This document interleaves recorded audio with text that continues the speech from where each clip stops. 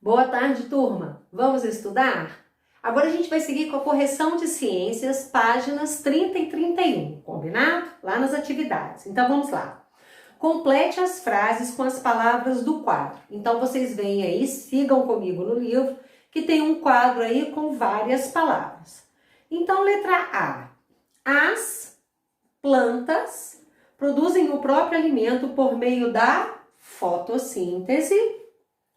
A clorofila é uma substância de cor verde que permite que isto aconteça. Tranquilo? Peguem aí. Qualquer coisa, dá uma pausa no vídeo. Letra B. Durante o dia, as plantas fazem a fotossíntese e também respiram. Durante a noite, as plantas não realizam a fotossíntese, por isso elas não liberam gás oxigênio, nem absorvem gás carbônico nesse período. A respiração, no entanto, continua ocorrendo. Letra C. A transpiração é a perda de água na forma de vapor. Geralmente, ela ocorre na superfície das folhas. Confiram aí e vejam se vocês acertaram. Questão 2. O que aconteceria a uma planta em um ambiente sem gás carbônico e em um ambiente sem luz?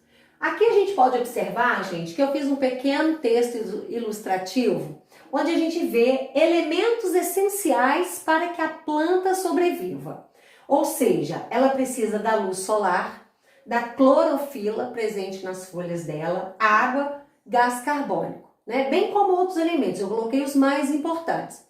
Se ela se vê em um ambiente sem o gás carbônico e sem a luz, ela simplesmente morreria, porque isso não seria possível ela fazer a fotossíntese, que nesse processo ela obtém o próprio que dela? Alimento. Então, com isso a planta morreria. Questão 3. Batata, arroz, pães e massas são alimentos ricos em carboidratos. Qual é a origem desses alimentos ou de seu ingrediente principal? A gente pode ver que batata e arroz são plantas, elas são cultivadas na terra, né? E as massas e o pão, desculpa, faltou um tiozinho aqui, eles provêm da farinha de trigo. E a farinha de trigo é de origem vegetal. Então, qual é a origem? Plantas e vegetais. Confiram aí. Letra B. Explique por que existem carboidratos nesses alimentos e como eles são produzidos. Gente, os carboidratos existentes nesses alimentos são produzidos pelas plantas, né? Por meio do quê? Da fotossíntese. Então, a fotossíntese tem coligação com os carboidratos. Combinado? Então, os carboidratos existem nesses alimentos, são produzidos pelas plantas por meio da fotossíntese. Esta é a resposta. Questão 4. A perda excessiva de água pela transpiração pode ser um problema para as plantas? Por quê? Gente, a planta está aqui, sob no sol escaldante. O que está acontecendo com ela? O que acontece como nós? Ela está transpirando, ela só está perdendo água. Esta água está evaporando. O que vai acontecer com esta planta? Ela vai se desidratar, não é? Então, a água é um elemento primordial para a sobrevivência da planta. Se ela só ficar perdendo esta água, ela vai amarelando, ela vai se definhando e ela acaba morrendo. Então, a perda excessiva de água pela transpiração pode ser um problema para a planta? Sim. Por quê? Porque a água é necessária à vida dela. Sem a água, ela vai morrer. Essa é a explicação. Ela perde muita água e não ganha, né? Então, é preciso que chova, ou quem tem as plantas em vasos, é preciso regá-las, tá? Quem tem planta tem que tomar cuidado com isso. Combinado? Questão 5. O que há de semelhante entre a respiração das plantas e a dos animais? O que há de semelhante, gente, são as trocas gasosas, né? Gás oxigênio, gás carbônico, gás oxigênio, gás carbônico. Então essas trocas gasosas é o que é de semelhante entre nós e a respiração das plantas e dos animais. E depois está falando onde ocorrem as trocas gasosas no corpo das plantas. Gente, em todo o corpo da planta, tá? Em todo, tanto no caule, quanto nas folhinhas pequenas, quanto nas folhas aqui. Mas a maior troca ocorre nas folhas.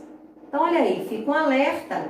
Quem tem mania de arrancar a folha, né, de uma flor, está tirando dela a oportunidade dela de respiração, porque em cada folha há essa troca, né, gasosa.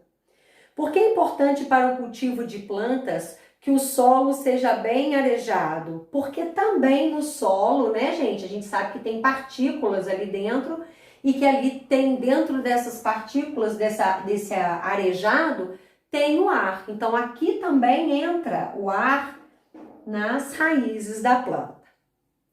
Número 8. Leia a pergunta que Jéssica fez à sua mãe. Mãe, ouvi dizer que as plantas respiram muito gás oxigênio. Se essa planta ficar no meu quarto enquanto durmo, ela vai me deixar sem ar? E aí, gente? O que vocês escreveram aí?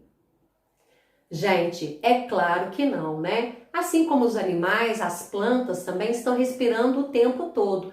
E a planta, gente, vai respirar em menor quantidade do que a menina. Então, ela não vai deixar a menina sem ar, ok? Vai ter ar para todo mundo, tanto para ela quanto para a planta. No bumerangue está lá, reveja a cena de abertura desta unidade. Encontre Marcos e João próximos ao canteiro de hortaliças. Marcos faltou a aula sobre fotossíntese e perguntou a João o que é esse processo e como ele ocorre. Se você estiver no lugar de João, como você vai explicar o que é a fotossíntese? Além de eu dar a resposta aqui, eu vou querer saber o que vocês responderam no caderno de vocês no nosso encontro online, combinado? Gente, vejam só. A planta precisa de luz, ela precisa de gás carbônico, ela precisa de água do ambiente, ela precisa de água do solo, para que assim ela produza carboidratos e automaticamente assim ela está criando a energia para a sobrevivência dela. Então, todo este processo é que se dá a fotossíntese. Se faltar alguns desses elementos, a planta não vai ter uma fotossíntese completa. Por isso que é preciso a água, que vem ou do ambiente natureza, ou da gente regar, a água presente no solo, é por isso que a gente também precisa de jogar água na terrinha onde está a planta. Ela precisa de luz solar, por isso que a gente põe a planta. Mesmo a planta que fica dentro de casa, a gente tem que colocá-la para tomar a luz do sol durante o dia, colocá-la numa varanda, colocá-la no jardim e à noite voltar com ela. Claro, não deixar muito exposta ao sol, tem plantas mais sensíveis, mas colocar um pouco pela parte da manhã, né, onde essa luz solar não é tão incidente, não tão quente assim, né?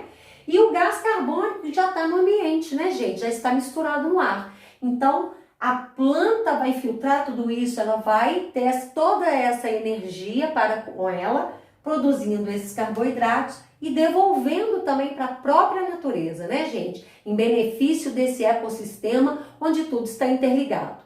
Tranquilo? Espero que vocês tenham acertado aí todo esse exercício de ciências, tá? Qualquer dúvida, na aula online. Anotem as dúvidas aí, hein?